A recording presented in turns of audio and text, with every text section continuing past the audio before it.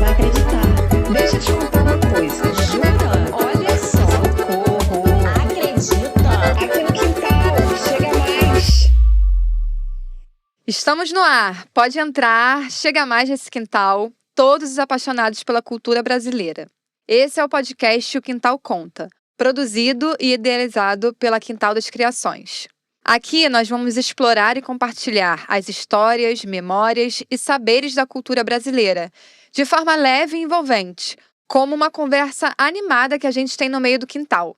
Então senta na sua cadeirinha, pega um biricutico, uma água, um suco, um refrigerante e pode chegar mais aqui neste quintal.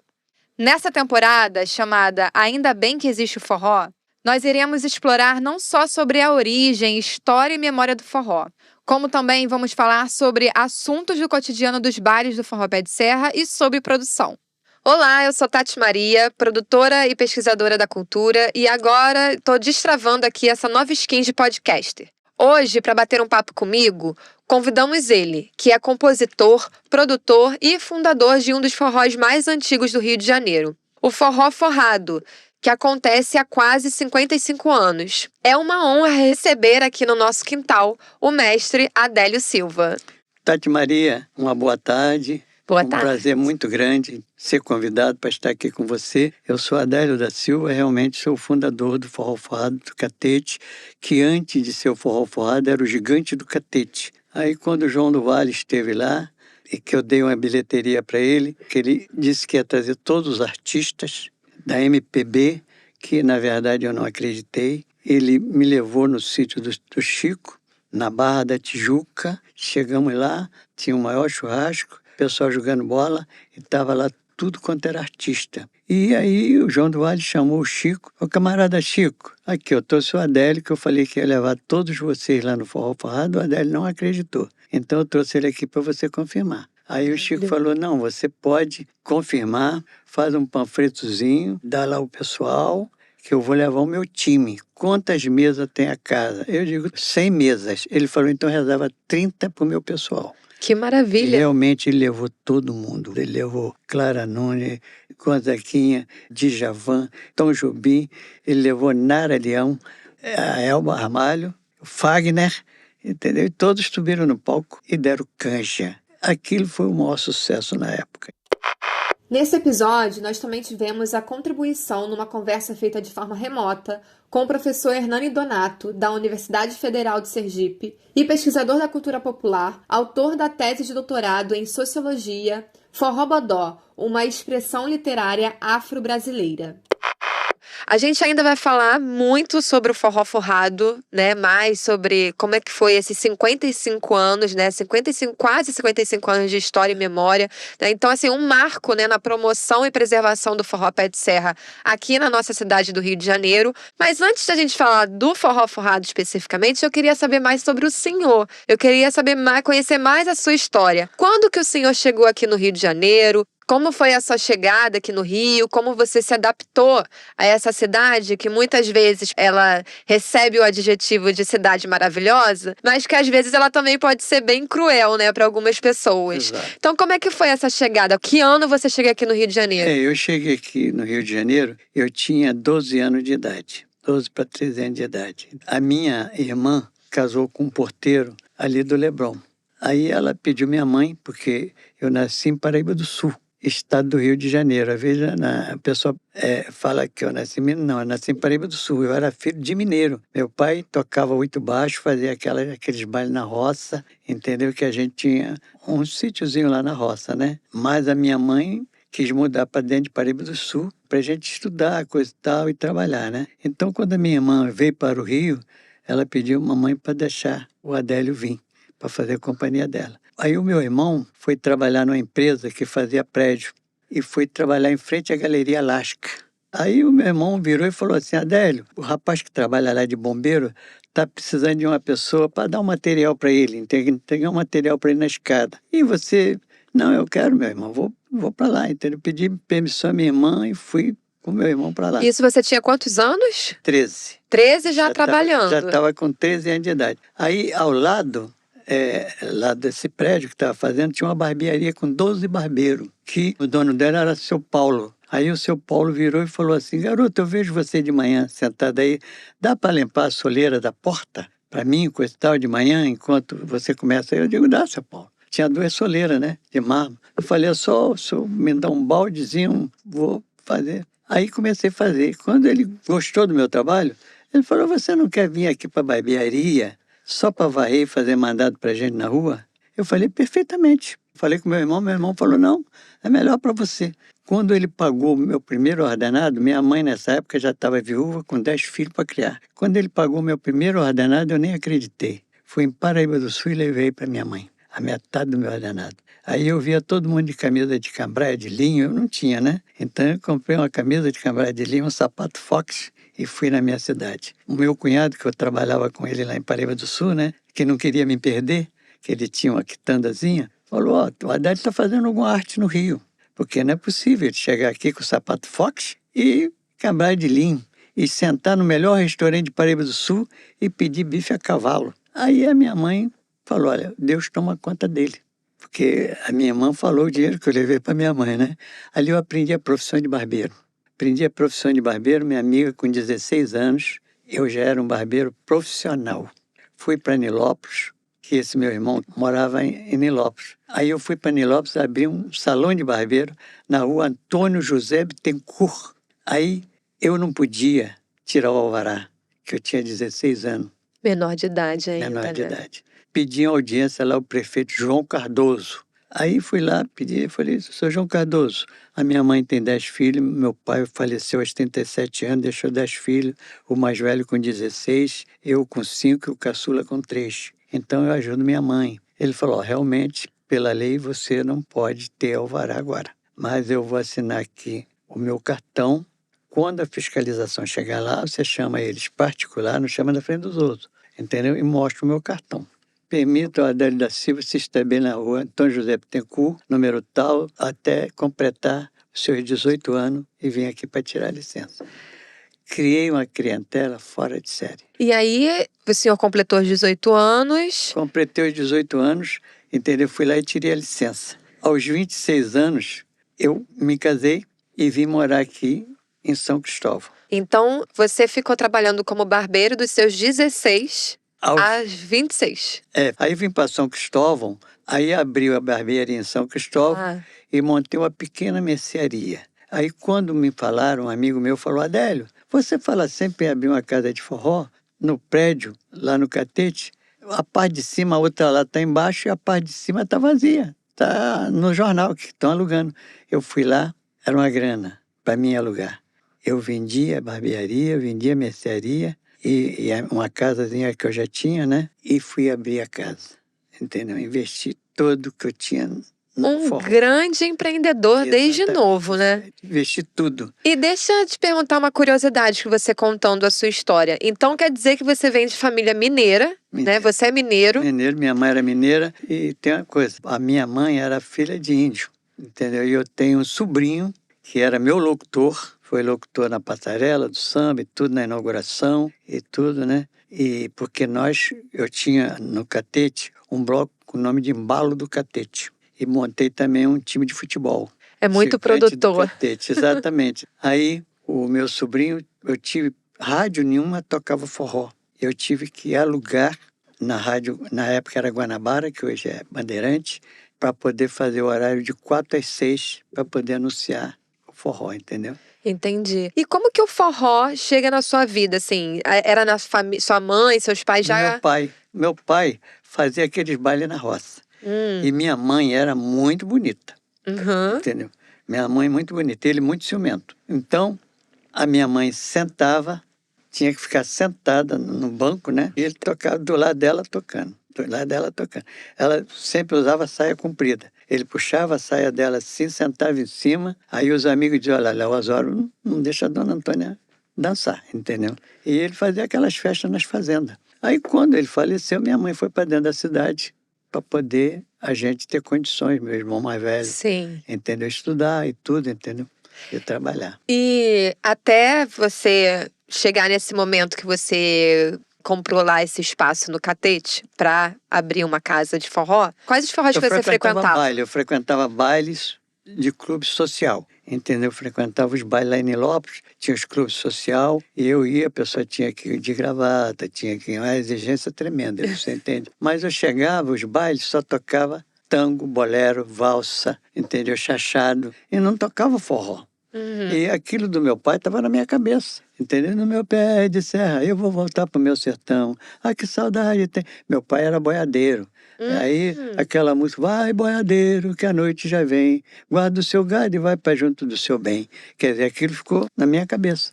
Aí eu falei, não, o dia que eu tiver condições financeiras, eu vou montar um forró. Eu vou montar um forró. Então, foi aonde eu cheguei. Olha, eu tô até emocionada, assim, de ouvir essa história, porque é muito, muito interessante, assim, muito, que bom que eu tô conhecendo mais o senhor, assim, é isso, acho que o propósito desse podcast é a gente valorizar mesmo essas memórias e histórias, assim, e é muito interessante saber que, né, a partir de uma família mineira, foi construído, criado, a partir de todo esse legado que seu pai passa pra você, uma das maiores casas de forró aqui no Rio de Janeiro. E aí, pra gente começar, então, voltar a falar do forró forrado, né? Esse início dele. Exato. Então, ali era a década de 70. Eu abri em 66, em frente ao Largo do Machado. Aí o metrô veio e derrubou o prédio. Hoje é o edifício São Luís, em frente ao Largo do Machado. Sei. Aí estava no jornal esse outro, que ia ser derrubado e não derrubaram. Era outra lá embaixo. Aí eu vi no Jornal do Brasil que estava alugando a parte de cima. Aí fui lá, aluguei e levei o forró para lá. Aí já em 70, eu levei o forró lá, onde hoje é o Ponto Frio e Casa Bahia. Então, fui para lá para o segundo andar, era 2 andares. Um espaço para 1.000 pessoas, 1.200 pessoas. E acontecia toda terça-feira, não era isso? Não, acontecia de terça a domingo. Olha, Eu comecei sexta, sábado e domingo, mas aí o negócio cresceu, eu fui fazendo todos os dias. Eu fazia na terça-feira o João do Vale, né, com o pessoal todo que ele convidava, e fazia na quarta-feira, eu tinha uma seresta e um pagode às quinta-feira. Aí a casa passou a funcionar a semana toda. E tem mais uma coisa que eu vou falar. Eu era uma pessoa que eu me realizava quando podia ajudar os músicos. Eu chegava a dar cachê sem eles subir no palco. Que às vezes estava lá os artistas de nome e eu não podia tirar para botão que estava começando. Então, tem muitos que tocam na feira hoje que começaram comigo. O Cassiano Beija-Flor, ele ia tocar, ele estava começando, novinho. Ele hoje está na feira direto, é sucesso. Aí ele dizia, mas Adélio, por que você me põe só no final da festa? Eu digo, Cassiano, porque dou tempo de você fazer em outro lugar e vir aqui ganhar seu cachezinho. Mas não era só isso, você entende? É porque ele estava começando. E quando faltava meia hora para terminar, 40 minutos, os clientes todos já tinham bebido, já tinham visto as atrações todas, então não tinha problema botar quem estava começando, entendeu? E fiz assim com muita gente. Não, assim, acho que pra dar uma contextualizada, né, esse período, assim, década de 70, né, é isso, o forró, ele foi historicamente tomado, assim, como um gênero dos migrantes, né, dos migrantes nordestinos, né, que viam, né, uma imagem que foi amplamente difundida já no início do século XX, então vinculada à necessidade do nordestino, muitas vezes, precisar deixar a sua terra em função da crise econômica, né, da ausência de políticas públicas. Para a gente ter uma ideia desse volume do fluxo migratório, em 1950, o censo mostrou a presença de 173 mil nordestinos em São Paulo, com presença massiva de pernambucanos e depois de alagoanos. Em 53, né, o presidente Getúlio Vargas até se dedicou a atividades emergenciais para minimizar os efeitos da seca, numa tentativa de reduzir o êxodo forte, né, intenso que vinha do Nordeste.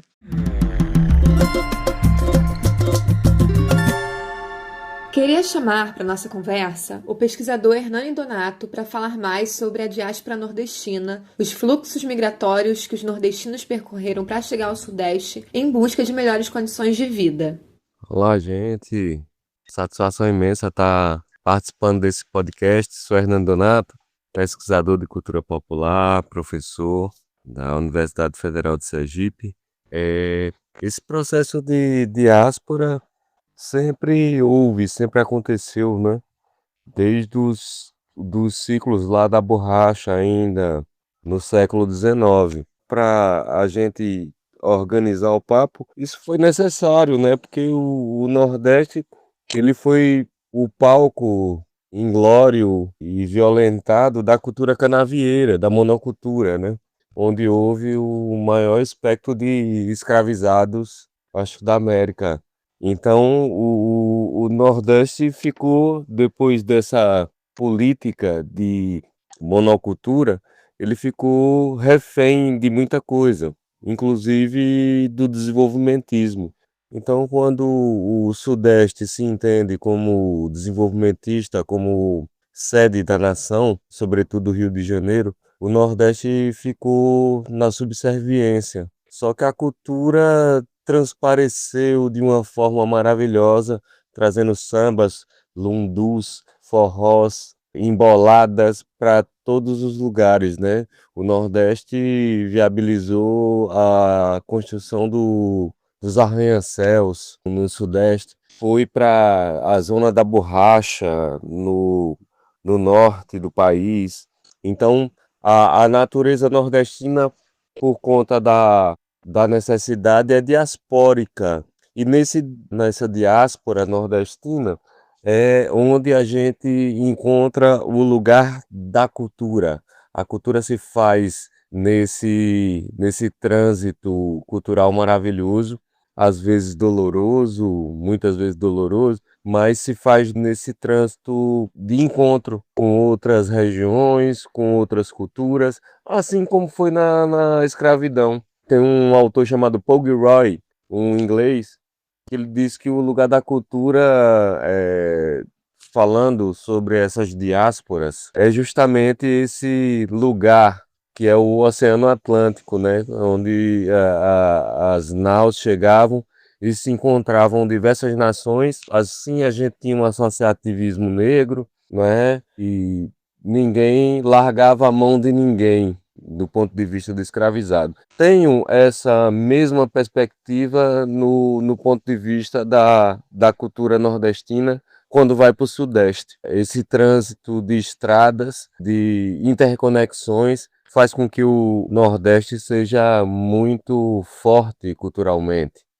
E é isso, o pessoal chegava aqui no Sudeste em busca de melhores condições. E o nordestino, ele acabava encontrando nos bailes de forró um momento de lazer, né? De reencontro com as suas memórias, com as memórias da sua terra. Um encontro, né, também com os seus conterrâneos, né? O Gonzagão até dizia: o forró é baile de trabalhador nordestino. Marcos Lucena, que teve aqui no nosso primeiro episódio, né, vem do Rio Grande do Norte e ele relembra, né, o Rio tinha muito nordestino que trabalhava em grandes obras, como o senhor estava falando, né? Por exemplo, a sua primeira casa foi derrubada por conta das obras do metrô, né? Então é isso, as obras do metrô do Rio e a construção da ponte Rio-Niterói também foi, um momento de chegada de mais nordestinos. Como que você enxerga que o forró forrado, ele se inseriu nesse cenário de acolhimento e ponto de encontro para os trabalhadores nordestinos que chegavam no Rio de Janeiro? É porque, na época, o Abdias, marido da Marinês,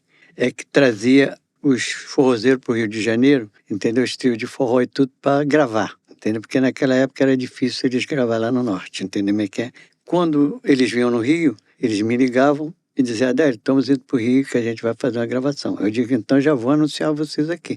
Três nordestinos, Marinês, uma série de artistas que vinha, entendeu? De lá para cá para gravar. Aí eu levava no forró. Então, durante uns 5 anos, o forró era só com esse pessoal. Você tem Zé Gonzaga, Luiz Gonzaga, Abdias, Jaque do Pandeiro, a Marinês. Aí depois que o João do Vale me pediu a bilheteria às terça-feira, aí que o pessoal da MPB, a casa já tinha cliente, o pessoal da MPB começou a vir também para o forró. Quando o Chacrinha convidou a gente para fazer a festa junina da Globo na televisão, ele falou: Adélio, eu vou fazer aqui, a Globo quer fazer aqui durante umas 2 semanas a festa junina na televisão, trazer os artistas, a coisa toda. E eu quero o seu pessoal aqui. Quanto que você vai me cobrar? Eu digo: Chacrinha, só em você me convidar já é o maior presente que você está me dando, forró. E o Chacrinha levou a gente lá. Chegou lá o filho dele, virou para ele e falou: papai, a banda daqui toca forró também. Ele disse: não, a nossa banda toca forró, mas não é de forró. Forró é triângulo, zabumba e sanfona. Banda pode ficar lá no fundo, mas aqui na frente forró é isso, pé de serra é isso. Então eu sempre mantive, né? Mas quando o João do Vale foi trabalhar comigo, ele pediu que eu montasse uma banda de profissional, porque ia acompanhar o pessoal da MPB também. Aham. E Entendeu? isso já tinha quanto tempo de Forró Forrado O quando o João forró já Vale? tinha 6 anos. 6 anos. 6 anos. Aí eu montei uma banda. Até então eu trabalhava com os trios. Os trios do Nordeste, trio nordestino, só com os trios de forró. Entendeu? Sim.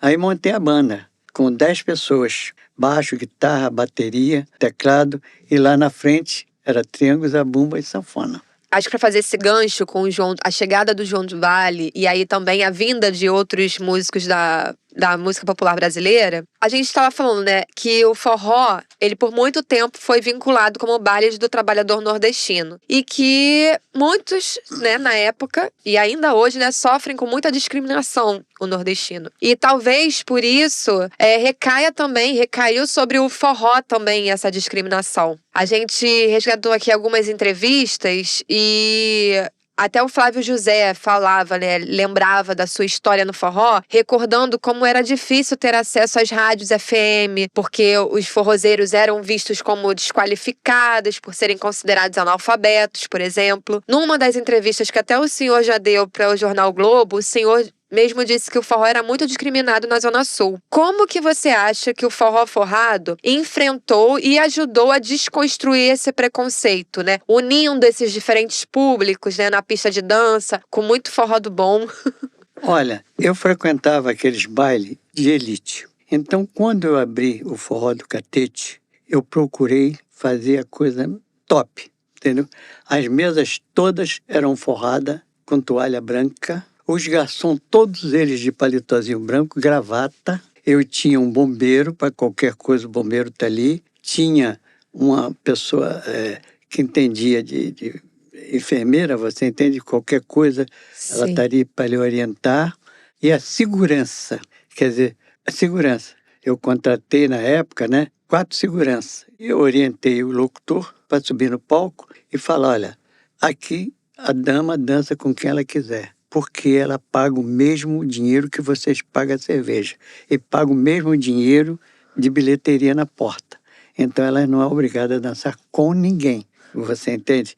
E eu me fazia amigo deles todo quando me pediam um convite, coisa e tal. Então os clientes me atendiam, que eu recebia todos eles muito bem. Então foi quando o João do Vale me pediu os dias para fazer. Você entende que o Chico Buarque veio com o time dele todo, né? As madame desceram do prédio e foram para o forró. Quando viu o carro da Globo filmar, falando que ia ter aquele show todo ali. Conclusão, quando as madames saíram, eu sempre usei um blazerzinho, aquele costume antigo dos bailes de elite. Aí, quando as madames terminou, eu conheci os frequentadores assíduos do forró, os pedreiros, as empregadas domésticas e o pessoal frequentador antigo, né? E quando as madames vinham, eu dizia, o que a senhora achou do forró, coisa e tal.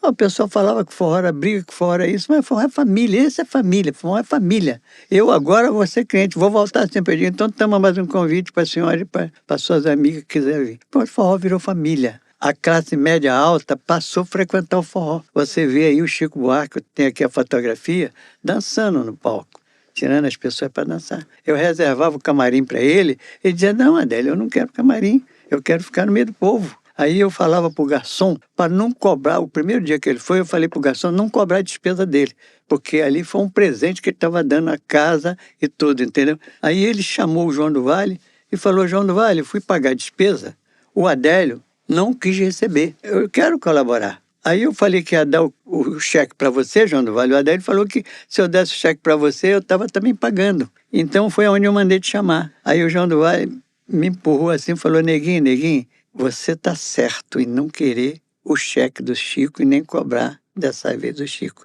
Agora, proibido o camarada Chico me dar o cheque, você não pode Não proibir. pode, né? Aí, É de... pegou o cheque do Chico Buarque. Era uma grana, porque era o melhor uísque que o João do Vale falou, olha, eles bebem uísque tal.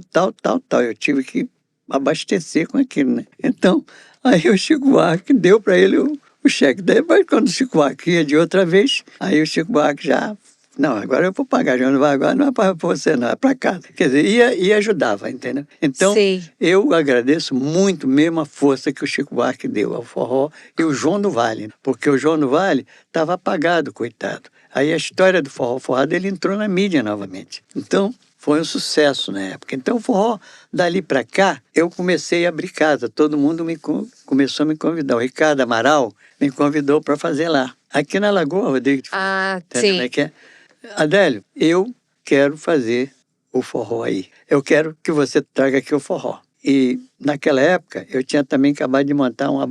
Aí depois eu montei uma banda de forró. Primeiro eu levei o forró, né? Aí levei o forró. Cheguei lá e ele falou, não, Adélio, eu quero comprar a banda. Eu digo, não, mas eu não estou vendendo a banda, não. Você me dando aí a bilheteria, você fica com bar, eu venho fazer também aqui com você. Você tocava o quê?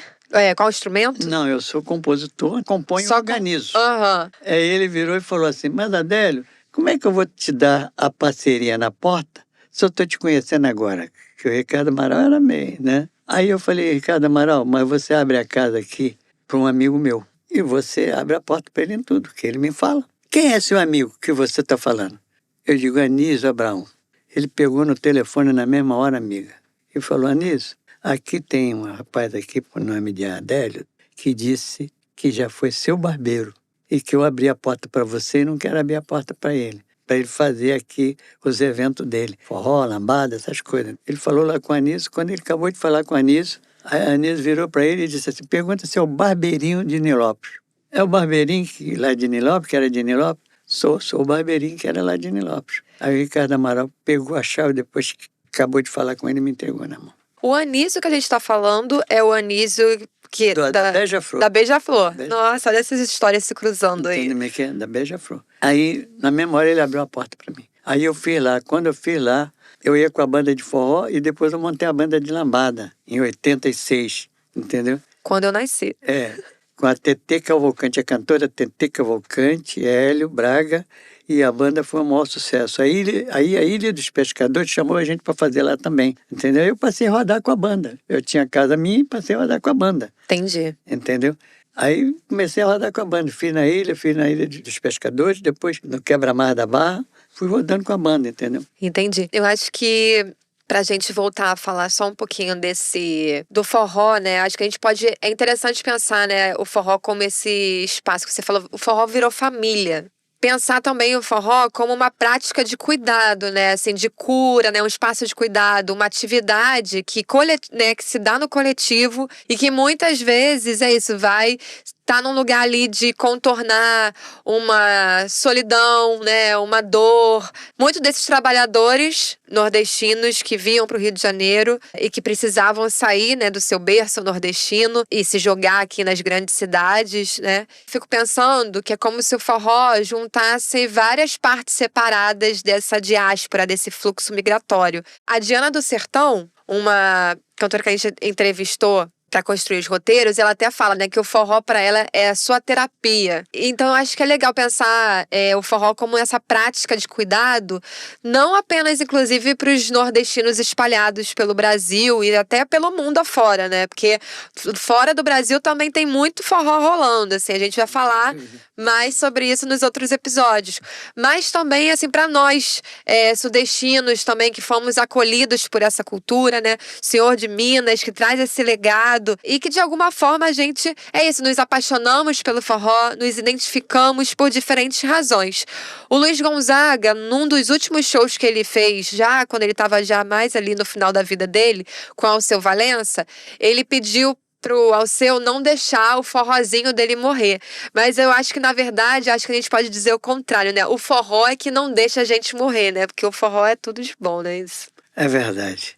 Olha, eu me realizo quando eu organizo o forró, vejo todo mundo dançando, os músicos tocando, me realizo, eu não vejo a hora passar e nem me canso. Tem uma cantora que trabalhou comigo, ela hoje tem 2 empresas de remédio, porque as cantoras todas que trabalharam comigo entraram no mercado, porque quando elas eram aproveitadas por outros, eu batia a palma e ficava feliz. Essa que está milionária, está rica hoje, fez uma festa lá na Barra, 250 pessoas, tudo liberado. ela me homenageando também, você entende, Adélia? Eu devo a você que me colocou no mercado. Adriana Amaro, o nome dela.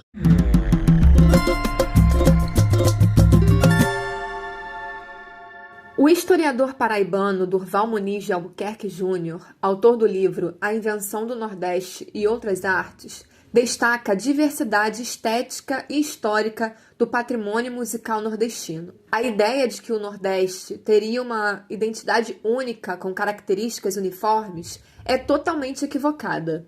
A narrativa também entre Nordeste e Sudeste foi muitas vezes marcada por pares de opostos. Dicotomias como o tradicional versus o moderno, o Nordeste agrário-rural versus o Sudeste modernizado.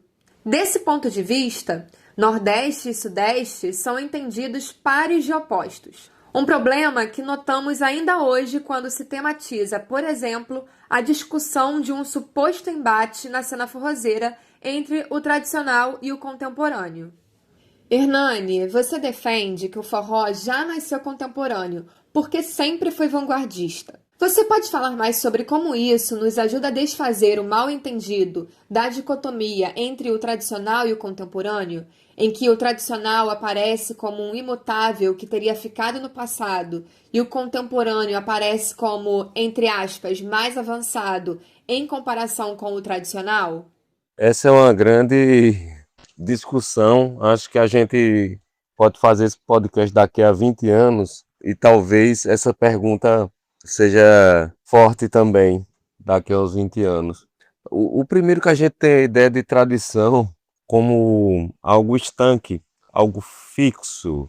Isso é muito romântico do ponto de vista da realidade.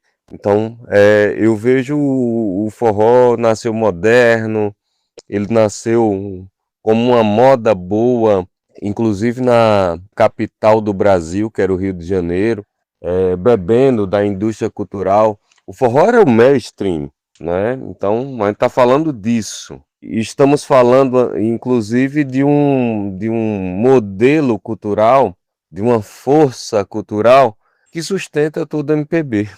A música brasileira, né? A música popular brasileira. Eu chamaria de música preta brasileira, mas aí são outros 500. Então, o forró vem dessas bases, né? Bases fortes, populares, sempre dialogando com a realidade. Por isso que o forró é maravilhoso, por isso que o samba é maravilhoso, que dialogam com a realidade e às vezes com a notícia quente. Talvez isso seja isso que a gente esteja perdendo, Tati, porque com tanta notícia quente, a música brasileira fala muito de amor, amor, amor, amor, mas às vezes falta um pouco de crítica social, né? Os movimentos sociais estão na rua.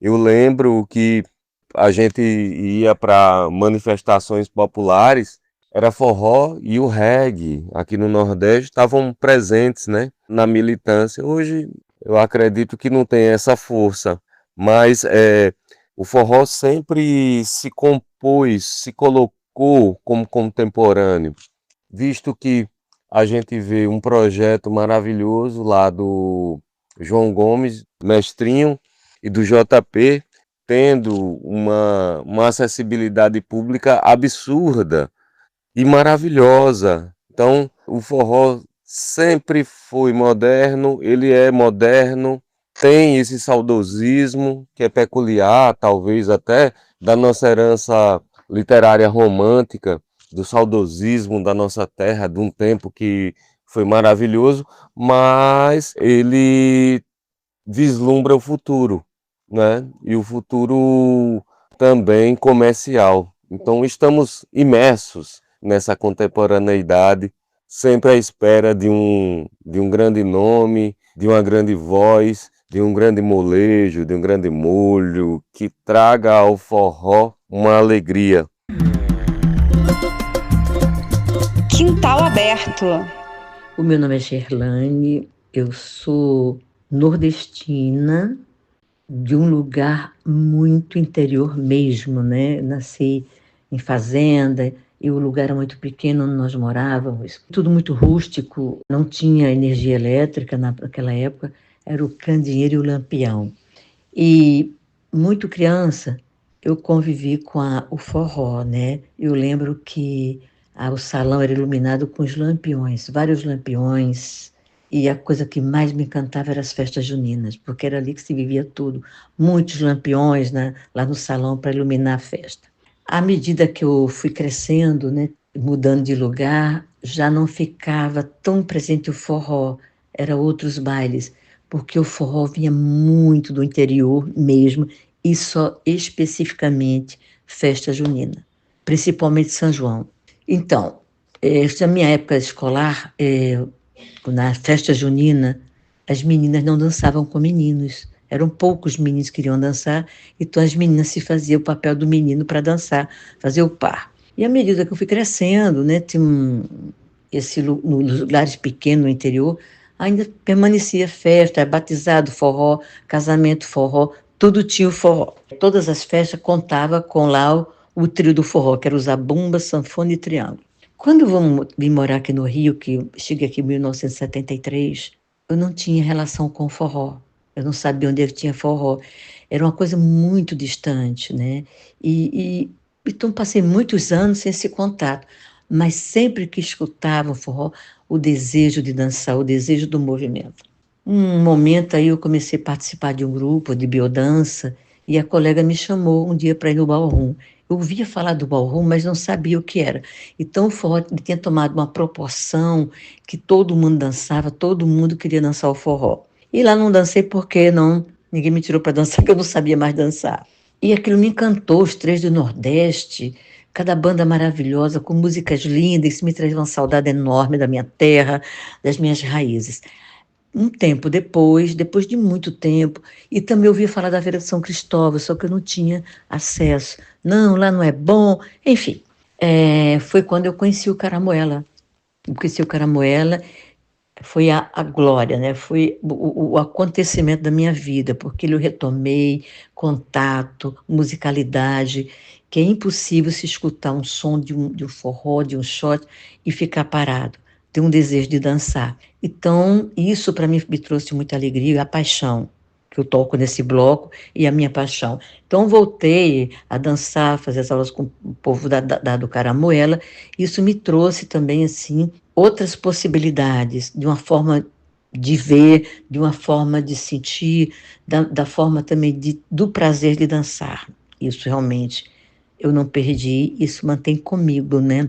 Tá no corpo a música, tá no corpo o som do zabumba, tá no corpo o som da sanfona e o triângulo principalmente. E agora com essa troca, né, Nordeste, Sudeste, esse trânsito, né, de influências, de contato, de cultura, o que foi, né, trazendo de um para o outro, tanto do Nordeste para o Sudeste e do Sudeste para o Nordeste. Pessoas que daqui foram para lá e também teve essa influência dos passos. Mas se hoje eu for no Nordeste, lá no interior, de um baile de sanfona, do forró, é completamente diferente. É diferente porque é a relação deles com a musicalidade, né? Onde tem toda a influência de ciranda, de coco, e é um grande prazer e um grande aprendizado também dessas relações com a música e essa troca de informação também. Quintal Aberto. Como que ao longo desses 55 anos de Forró Forrado, você tem lidado com essa diversidade que você estava falando, né? Com a evolução do gênero também ao longo dessas 5 décadas, né? Como você vê essa passagem de bastão entre as gerações também do cenário do forró, né? É isso, a gente teve aqui o Mimoso, né? Filho do Fidelis, né? E assim como os outros, né? Daniel Gonzaga, exato. Enfim. Como que você vê essa evolução, essa diversidade que precisa... É isso, o forró é pra... né? Tem espaço para todo mundo. É verdade. Como você acha que no Forró Forrado aparece, assim, você lidou com essa diversidade? O caso é o seguinte, né? Eu, por exemplo, quando montei a banda, era para tocar forró pé de serra. Agora, quando chegava um Chico Buarque a cantar em música, eles estavam preparados para acompanhar. O Chico pegava no violão e acompanhava. O Fagner, quando ia, pegava no violão e eles acompanhavam. Eram preparados para fazer qualquer coisa. Mas nos bailes era forró.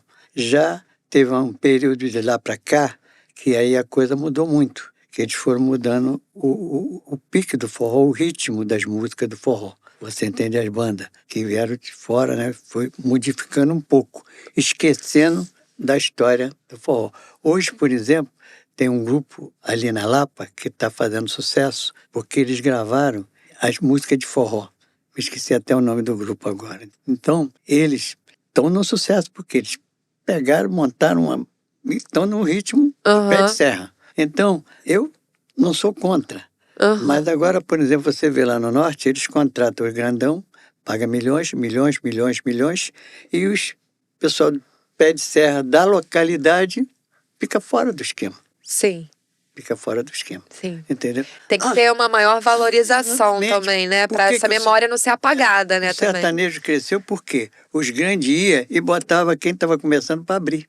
Entendeu? Então, foram crescendo.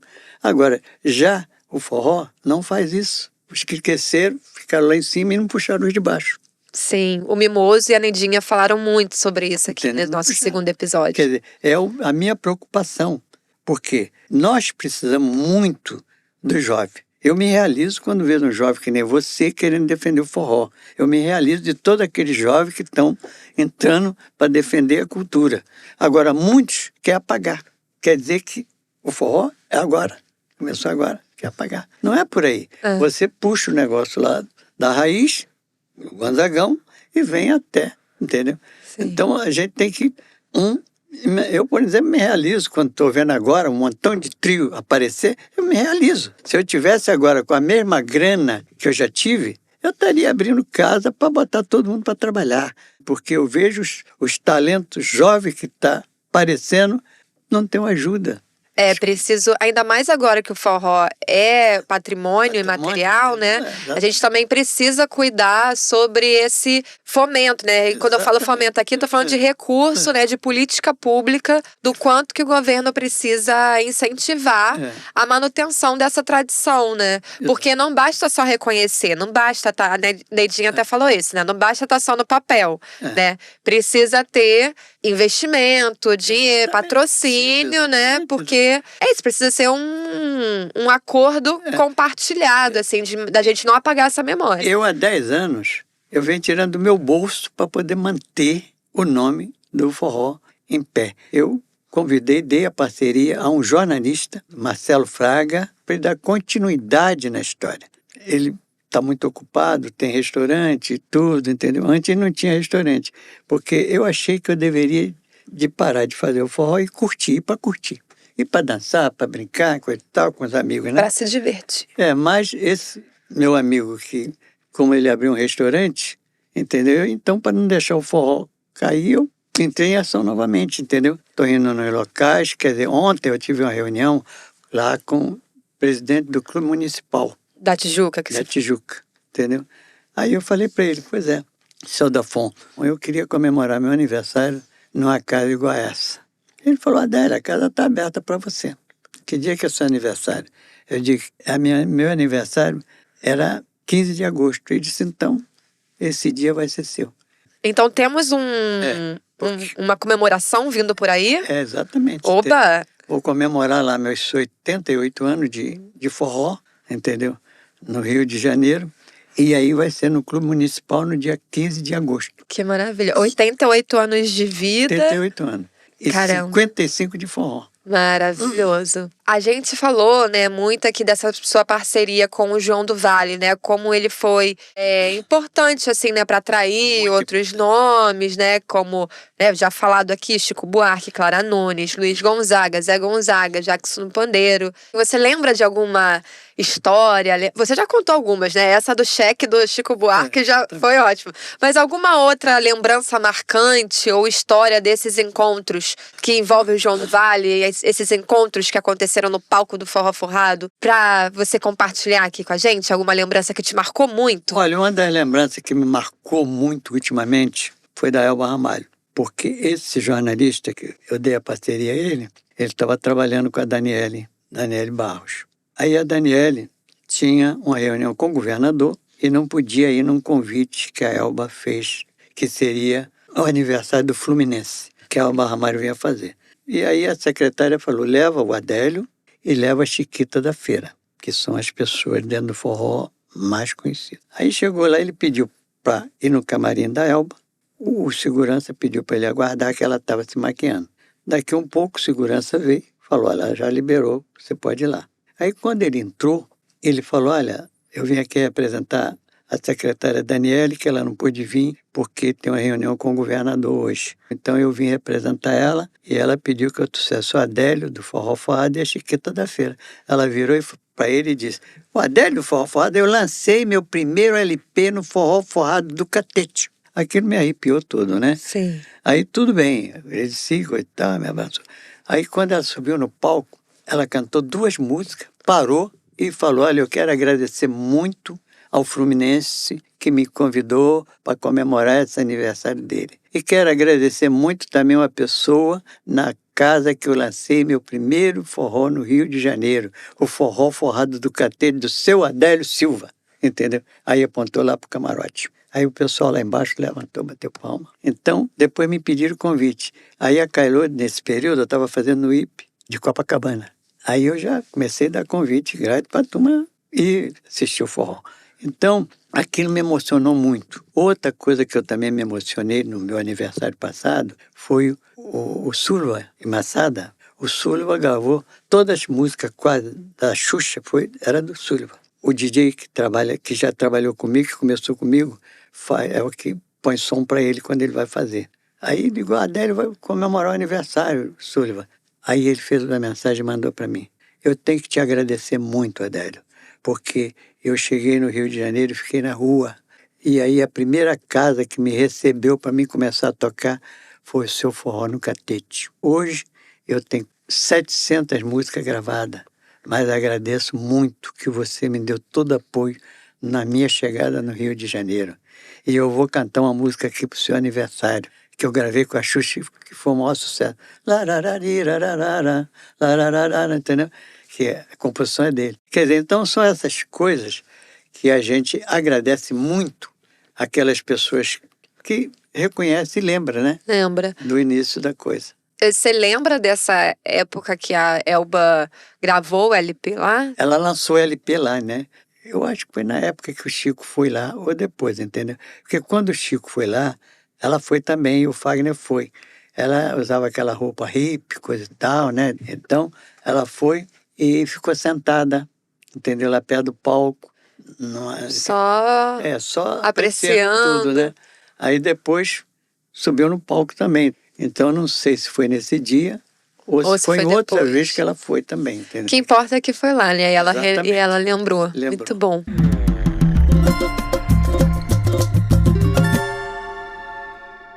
Hernani, aqui no Rio de Janeiro, João do Vale foi uma figura muito importante para o forró forrado e para o forró pé de serra de modo geral. Mas você também nos lembra que João do Vale foi um artista que terminou sua vida sem assistência. No livro Nordeste, do sociólogo recifense Gilberto Freire, lançado em 1937, o passado colonial, sobretudo de Pernambuco, é exaltado pelo autor como uma das bases para a construção da identidade brasileira.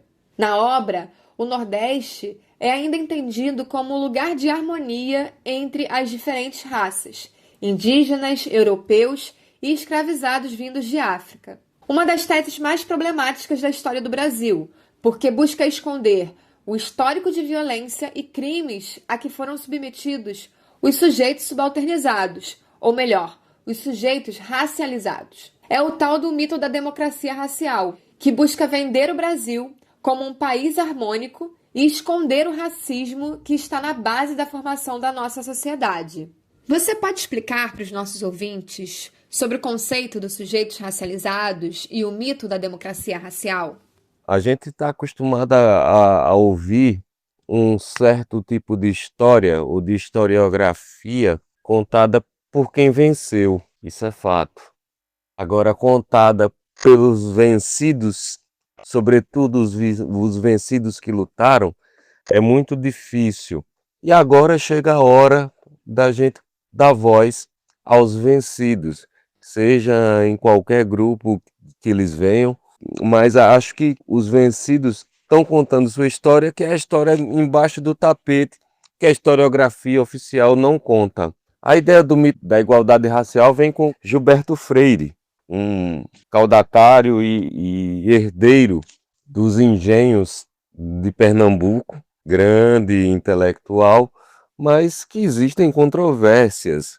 Como é que a gente tem hoje um não reconhecimento do forró com essa ideia de igualdade racial? Como a gente não tem a ideia nem do forró, nem do samba como negros de forma eficaz, objetiva, se a gente ainda vive nessa perspectiva do moreno jambo, da morena cravo e canela. Então o racismo para a gente é estrutural, ele estruturou nossa sociedade, ele estrutura ela de forma muito vil, né?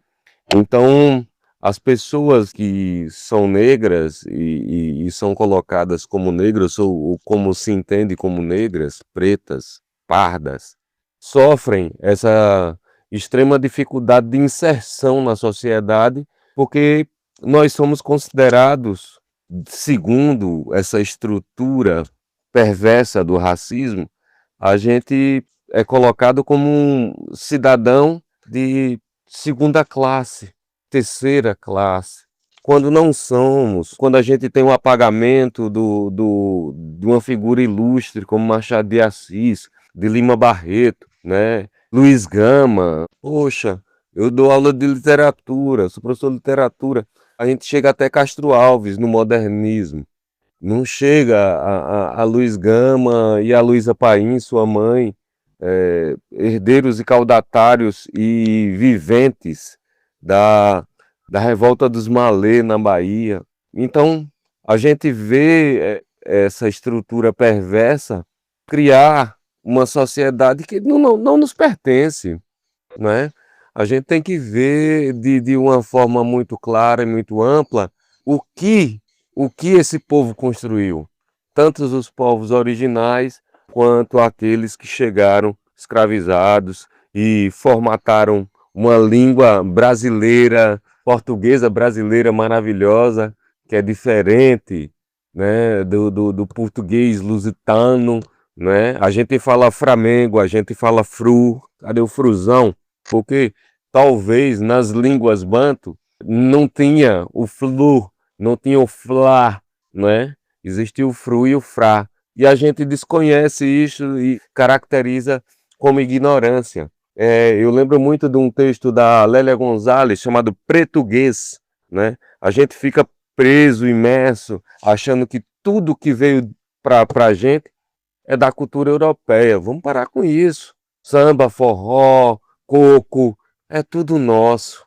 Todo nosso é o tempero que nós trouxemos, que nós aprendemos a dialogar numa possibilidade de associativismo.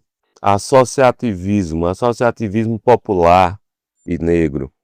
Seu Adélio, a gente está chegando ao final do episódio. Tem mais alguma coisa que o senhor queira falar sobre que é importante não deixar a gente passar despercebido sobre toda essa história? Tipo, hoje, por exemplo, o forró forrado, você tinha me dito ali fora que ele tá em pausa, né? Mas tem previsão de retorno? Eu devo de voltar exatamente dia 15 de agosto. Seu aniversário. É meu aniversário, aí eu volto, entendeu? Mas eu vou em todo quanto é lugar, né? E tô aí no apoio do forró, entendeu? Então eu não tô parando, né? Tô indicando os músicos e tal. Tá nativa, né? nativa. Só o forró forrado Eu que só tá... não tenho a minha casa mais que nem eu tinha, porque quando o forró começou a cair, eu comecei a investir o que eu tinha. Então hoje eu não tenho mais capital grande para abrir uma casa, entendeu? Sim. Que nem antigamente. É difícil, mais difícil, né? Tá muito caro. Mas o que eu tenho que agradecer, sabe, aqui, o João do Vale foi um parceirão meu. Você entende? Porque ele levou esse pessoal todo da MPB. E os discos do João do Vale, quando o rapaz escreveu o livro João do Vale, ele não tinha muitos dados do João do Vale. Então ele me procurou lá no forró para mim passar os detalhes para ele. Então, o filho do João do Vale hoje é o diretor do Museu do João do Vale lá no Maranhão. Então ele, quando chegou lá no dia da inauguração do museu, não viu nada do João do Vale, ele pegou o avião no outro dia e veio no Rio. Adélio, me cede as cópias dessas fotografias. Do meu pai com Chico Buarque, com esse time todo. Clara Nunes, com fulano, Beltrano, entendeu? Aí eu cedi as cópias para ele. Então, esse meu amigo, que é o Marcos Vera, né, que eu convidei, lá no restaurante dele, ele colocou a exposição na parede, entendeu? O pessoal chega lá... O ator Marcos Vera. É o locutor, né? O locutor.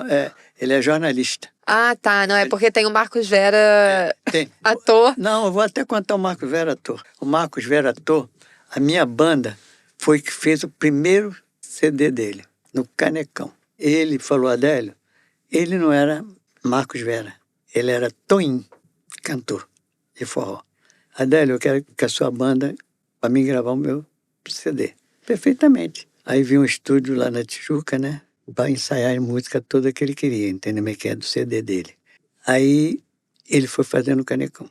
Depois que a banda preparou tudo com ele, foi fazendo o Canecão. Aí ele entrou imitando todo mundo. A banda acompanhando ele imitando. Luan Santana, fulana, coisa e tal, e pá. Os meus filhos estavam sentados na mesa da frente que foi reservada para as pessoas que eles achavam, né? Então reservaram para mim lá na frente também. Aí, de repente, chega o Sherman da Globo com a esposa e não tinha mais mesa para o Sherman. Aí o meu filho, sabe, muito hospitaleiro, não, senta aqui, ó, vou empurrar essa mesa para você, entendeu? Aí, 2 semanas depois, o Toim me ligou, disse, Adélio, agora eu já não sou mais Toim, sou Marcos Vera, porque a Globo me contratou, me deu um ordenado muito bom por mês e me adiantou X, uma grana, entendeu? E eu agora vou ser cômico. Aí ele fez no Teatro Clara Nunes a primeira apresentação dele como cômico. Encheu. Adélio, você me desculpa, mas eu não vou poder mais fazer o show com a sua banda. A Globo me contratou. E quer eu como cômico. Maravilhoso. Olha, muito obrigada pela sua presença. A gente conversou aqui com esse empreendedor, né, desde muito jovem. Não, muito obrigado a você que está dando esse apoio, forró. Eu admiro muito mesmo os mais jovens dar essa força, entendeu? Dar essa força para dar continuidade ao forró, à nossa cultura popular brasileira. É isso. Então, conversamos com Adélio Silva, produtor, compositor, fundador do Forró Forrado. A gente te agradece muito, é isso, né? Estamos aqui para somar nessa luta pela valorização e preservação do forró pé de serra, essa cultura nordestina, que graças a Deus chegou aqui no Rio de Janeiro, né? Isso é muito Brasil e Minas Gerais, né, da onde você vem, e a gente acolheu, né, e a gente é muito feliz também quando toca forró. É isso, queria agradecer todo mundo que ouviu até o final esse episódio. Como que as pessoas podem te achar Tem Instagram? Como que as pessoas te acham? Eu passo sempre o mais simples para a pessoa, entendeu? Quem quiser falar comigo é pelo Zap 991 52 30 42. E eu queria só completar uma coisa que me passou pela cabeça. Eu quero agradecer realmente essa presença sua e falar que estou aberto para qualquer evento, qualquer coisa à disposição de todos que convidam o Adélio está presente. Então, eu já quero deixar até um convite para o senhor, para saber se o senhor pode ir. Mas antes de fazer esse convite, eu quero falar para todo mundo que está nos escutando que a gente vai continuar, né, contando essas histórias. No próximo episódio, vamos falar sobre o processo de reconhecimento do forró como patrimônio e a valorização dos seus mestres e mestras, assim como estou aqui na minha frente. Faltam 3 episódios para a gente terminar essa primeira temporada. E é claro que vai ter baile para a gente comemorar esse encerramento dessa primeira temporada, que é o convite que eu já quero deixar para o senhor e para todo mundo que está nos ouvindo. No dia 2 de agosto, a partir das 13 horas, lá na Arena Carioca de Cro, na Penha, com entrada gratuita, vai ter baile, vai ter DJ, vai ter aula de dança, vai ter trio, banda, participações especiais e gravação do último episódio do podcast com a presença do público e vídeo, porque muitas pessoas estavam achando que o podcast era com vídeo, mas não é com vídeo, é só com áudio. Mas aí o último episódio vai ser com vídeo e é isso. Não deixe de seguir a gente no nosso Instagram, né, o @oquintalconta, que também vamos compartilhar outros conteúdos por lá. Posso contar com o senhor? Pode contar. A última música minha, que fez um sucesso tremendo, foi que o Forró Sacana regravou, entendeu? O melhor forró do mundo. Entendeu? Adoro. Então vamos lá pra Penha ver o melhor forró do mundo. Exatamente. Tá.